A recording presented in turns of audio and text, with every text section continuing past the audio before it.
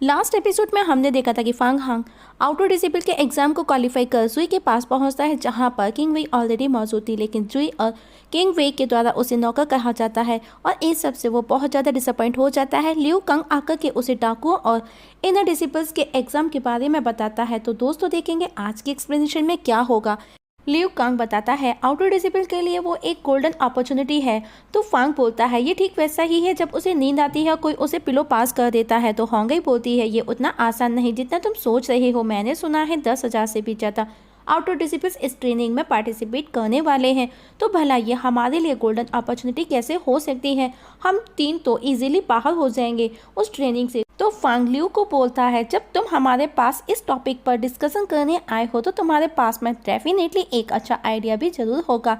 Liu बोलता है सही पहचाना और उनको सीनियर जो के पास लेकर के पहुंचता है, जो अपने साथियों के साथ में बिजी था। लियू कांग के बोलने पर वो उसे पहले अनसुना कर देता है। ये सब देख करके होंगे को बिल्कुल भी अच्छा नहीं लगता और वो वहां से जाने लगती है, लेकिन लियू कांग उसे समझा करके रोक लेता है और वो वापस से सीनियर प्रिंस बाओ को आवाज लगाता है। इस बार वो प्रिंस उसे सुन लेता है और बोलता है ओ तुम यहाँ पर कब आए लियू। जिस पर लियू उसे बोलता है कि वो उन दोनों को उसके पास लेकर के उनसे मिलाने आया है। लेकिन प्रिंस बाओ फांग को नीचे से ऊपर देखते हुए बोलता है कि क्या ये तुम्हारे मास्टर को मिले। लियू बताता है इन दोनों डिसिपल्स ने आउटर डिसिपल एग्जाम में बहुत अच्छा परफॉर्मेंस दिया था। जिस पर वो बोलता है ओह हाँ मैंने सुना प्रिंसेस होंगे के बारे में जिसने बड़ी ही चालाकी से उस पपेट को मार गिराया, लेकिन ये बंदा कौन है, मैंने इसके बारे में कभी भी नहीं सुना। वो कुछ बोलता तभी बाओ का साथी उसे बता देता है कि वो फांग फैमिली का फांग खान है और वो फांग फैमिली का एक मामूली सा नौकर है। जिस पर बाओ लियू पर गुस्सा करता है कि वो एक नौकर को यहाँ लेकर के आया। उसकी बातें सुनकर के होंगे को गुस्सा आता है। लियू बाओ को समझाता है कि आपको जरूर कोई मिसअंडरस्टैंडिंग हुई है। फांग हान का उस एग्जाम में सभी ने एक्स्ट्रा ऑर्डिनरी टैलेंट देखा।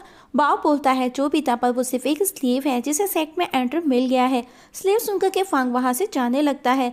लियू उसे समझाता है कि अगर कुछ हासिल करना चाहते हो तो प्लीज काम डाउन, थोड़ा समझदारी से काम लो, मेरे पास में इससे निपटने का दूसरा तरीका भी है।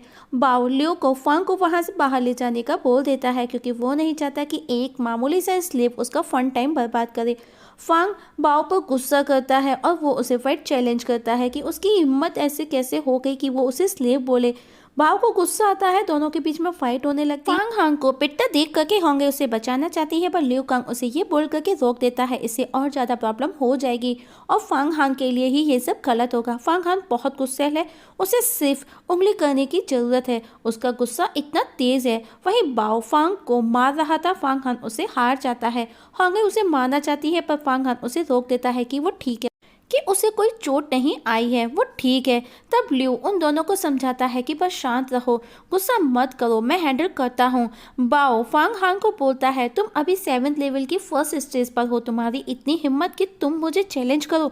अब सब कुछ संभालने के लिए लियू बाओ की तारीफ करता है और उसे बोलता है जो भी हो ये एडवेंचर डेंजर होने वाला है, हमको भी कुछ टफ लोगों की जरूरत होगी जो कुछ काम आ सके आगे प्रॉब्लम में।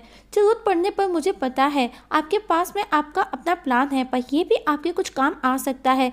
बाओ भी रेडी हो जाता है उसकी बातों से और बोलता है जो भी हो उसकी muscles bones means physical structure काफी अच्छा है, लेकिन उसको प्रैक्टिकल एक्सपीरियंस बिल्कुल भी नहीं है, मीन्स कुछ खास नहीं है और उसका रेजिलेंट भी खराब है, पर फिर भी तुम कुछ काम आ सकते हो, तुमको अभी अपनी प्रैक्टिस और कुछ प्रिपरेशन करनी होगी। नेक्स्ट सीन में हम देखते हैं होंगे और फांग हांग साथ होते हैं। होंगे को बाओ और लियू पर गुस्सा है, लेकिन फांग हांग का बोलना है लियू ने जो भी किया हमारे भले के लिए किया, जैसा कि वो मरा नहीं और उसके पास अभी एक मौका है इस सब का बदला लेने का। होंगे गुस्सा हो जाती है कि दोबारा फाइट नहीं होगी क्योंकि उसे फांग हांग की फिक्र थी। वो उसे बोलती है तुमने देखा ना तुम दोनों के बीच का गैप कितना बड़ा है, तो तुम्हारे पास में कोई मौका नहीं कि तुम मुझसे जीत जाओ। फांग हान बोलता है नहीं ऐसा नहीं, प्रिंस बाओ सही था, उसने सही कहा, मुझे प्रैक्टिकल एक्सपेरिमेंट नहीं है, तो प्लीज़ तुम मुझे हेल्प करोगी इस एक्सपेरिमेंट को बढ़ाने में, इस समय मुझे तुम्हारी ज़रूरत है। होंगे वापस से फांग हांग के ख्यालों में खो जाती है। और जब वो सपने से बाहर आती है तो बोलती है, हालांकि मैं वास्तव में नहीं चाहती कि इस बार मैं आपकी हेल्प करूं, लेकिन अगर वो बाव को हिट करता है तो वो उसकी हेल्प जरूर करेगी। और नेक्स्ट डे से ही होंगई फांग हान की हेल्प करना स्टार्ट कर देती है। दोनों आमने सामने खड़े थे। फांग हान उसे अपनी तलवार से खुद पर हमला करने का बोलता है बिना किसी फेवर के, और होंगई उस पर सिर्फ एक वार करती है जिसमें उसे चोट आ जाती है, पर फिर भी वो हार नहीं मानता और वापस से उसे हमला करने का बोलता है। दूसरी बार भी फांग हान को चोट लगती है, पर फिर भी वो हार नहीं मानता और उसे बार बार चोट लगती है और सुबह से रात हो जाती है। प्रैक्टिकल करते करते फांग हान बुरी तरह से घायल हो जाता है, तो होंगे उसे समझाती है कि बाकी प्रैक्टिकल कल करेंगे क्योंकि अभी वो बुरी तरह से घायल था। फांग हान भी मान जाता है और जैसे ही वो उसे वो ड्रैगन पिक्चर देती है वो इमीडिएटली हील हो जाता है। अब वो दोनों रात दिन प्रैक्टिस करने लगते हैं और जल्द ही फांग हान खुद इम्प्रूवमेंट फील करने लगता है और आज वो वापस से ब्रेक थ्रू कर देता है। ये देख करके होंगे भी हैरान थे और उसकी पावर सुपर ह्यूमन जैसे स्ट्रांग हो चुकी थी। लेकिन फांग हान इस सब के लिए होंगे को थैंक्स बोलता है क्योंकि उसके बिना ये सब पॉसिबल नहीं था। होंगे भी इतराते हुए बोलती है, ठीक है, अगर तुम ये जानते हो तो तुमको मुझे थैंक्स करने की ज़रूरत नहीं है। इस हरकत को देख करके फांग हान बोलता है, अगर हम दोनों का कंपैरिजन किया जाए तो मैं अब तुमसे थोड़ा हायर हूँ और अब से मैं तुमको प्रोटेक्ट करूँगा। होंगे बोलती है, अपने स्टैंड पर ज़्यादा मत इतराओ, तुमको अभी सिर्फ मामूली सा एक्सपीरियंस हुआ है, और उसे दोबारा चैलेंज करती है। पर फांग बोलता है, नहीं, आज बस इतना ही, हम कल दोबारा शुरू करेंगे, अभी चल करके थोड़ा आराम करना चाहिए।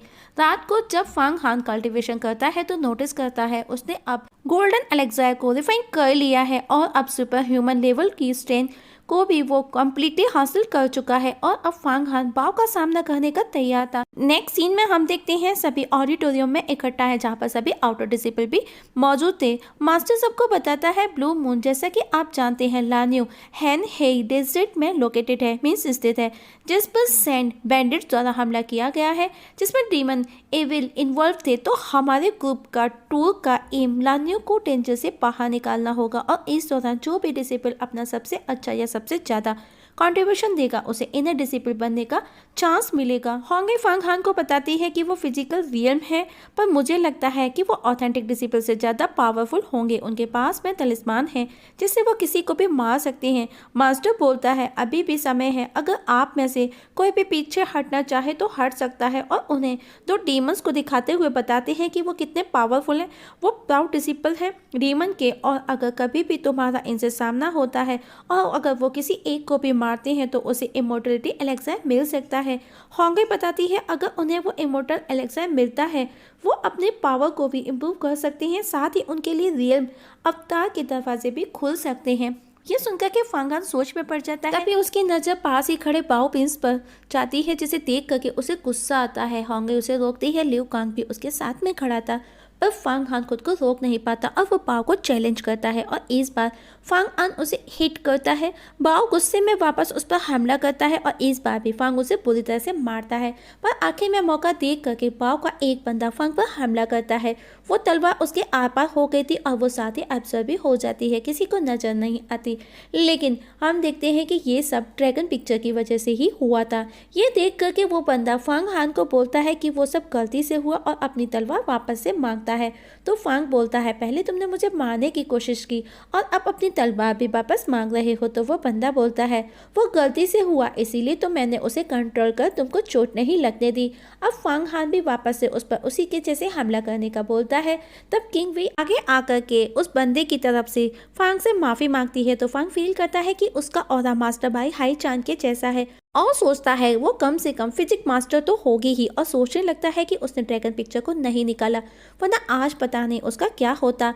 अब फांग उसे बोलता है, उसे अब सब समझ आ गया है। नेक्स्ट सीन में हम देखते हैं क्रेन फेरी फांग के पास आकर के बोलती है कि क्या तुमको अभी तक मेरी याद नहीं आई। तभी लिu कांग उसके पास दौड़ करके आता है और उसे बोलता है इतने कम समय में उसने बहुत ही ज़्यादा पावर हासिल कर ली है। वो वापस से कुछ बोलना चाहता है, पर होंगे उसे चुप करा देती है कि इस सब फालतू बातों के लिए हमारे पास में टाइम नहीं है, और फांग को बोलती है हमको वापस लौट करके तैयारी भी करनी है। फांग हांग भी उसकी बातों से एग्री था। दोनों के जाने के बाद में लिu कांग भी सोचता है फांग ने इतने कम समय में इनर स्ट्रेंथ से सुपर ह्यूमन की पावर इंप्रूव कर ली है, और ये सब एक नॉर्मल इंसान के लिए इम्पॉसिबल है। कुछ तो खास है इस फांग में।